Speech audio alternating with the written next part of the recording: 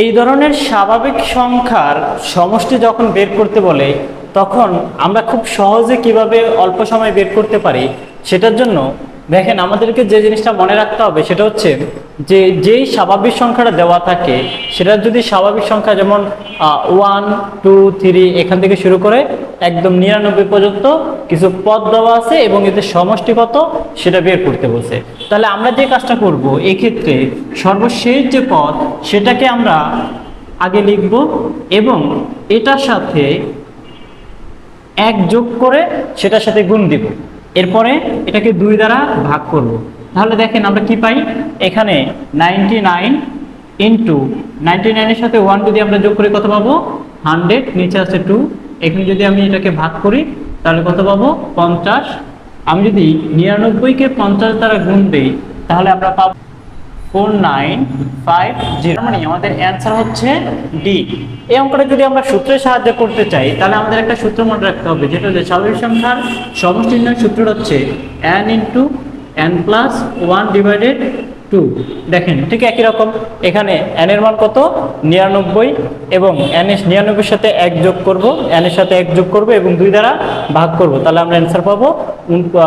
4950। এই অঙ্কটা যদি আমরা ঠিক একই রকম ভাবে করি, দেখেন এই সূত্রের সাহায্যে যদি আমরা করি, এখানে কত আছে,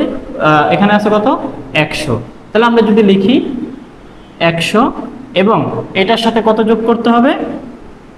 1 যোগ করতে হবে, 100 এর সাথে 1 যোগ করতে হবে, তারপর 2 দ্বারা ভাগ করে, সেক্ষেত্রে 2 দিয়ে যদি আমি এটাকে কাটি কত পাবো 50 আর এখানে কত পাবো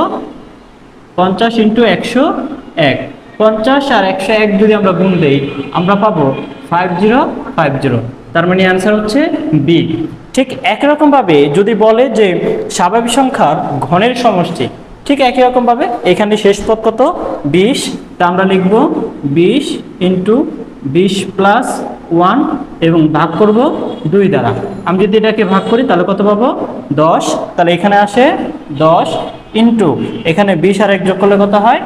21, সেক্ষেত্রে আমরা পাবো কত 210। তবে যেহেতু আমাকে বলছে ঘনের মান লাগবে কিন্তু আমরা শুধু n বের করছি, এখন এইটাকে স্কয়ার করলেই আমার ঘনের সমষ্টিটা পাওয়া যায়। এই যে 21 কে যদি স্কয়ার করি তাহলে কত পাবো, আর 0 কে স্কয়ার করলে ডাবল 0, অ্যান্সার হচ্ছে 44100। এখন এই অঙ্কটা যদি আমরা সূত্রের সাহায্যে মনে রাখতে চাই তাহলে আমরা এইখানে যে মানটা পাবো n ইন্টু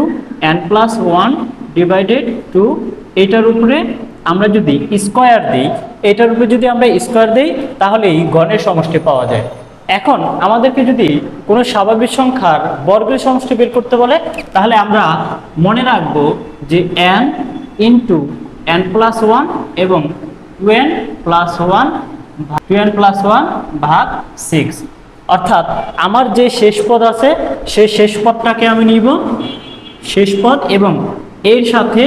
শেষ পদের সাথে 1 যোগ করব, তারপর শেষ পদের দ্বিগুণের সাথে দ্বিগুণ কত 100, 100 সাথে আবার 1 যোগ করব, গুণফলকে 6 দ্বারা ভাগ করব। তাহলে এই ক্ষেত্রে এখানে আমরা উপরে কত পাবো 50 ইন্টু এখানে পাবো কত 51 আর এখানে কত পাবো 101, ভাগ করব কত দ্বারা 6 দ্বারা, তার মানে আমাদের অ্যান্সার হচ্ছে 42925। আমরা যদি একটু সারাংশ টানি তাহলে কি বলতে পারি, স্বাভাবিক সংখ্যার সমষ্টি হবে n into n plus 1 divided 2 এবং স্বাভাবিক সংখ্যার ঘরের সমষ্টি হবে এই যে আমার স্বাভাবিক সংখ্যার যে সমষ্টি এটার উপরে স্কয়ার এবং স্বাভাবিক সংখ্যার বর্গের সমষ্টি হবে n into n plus 1 2n plus 1 divided 6।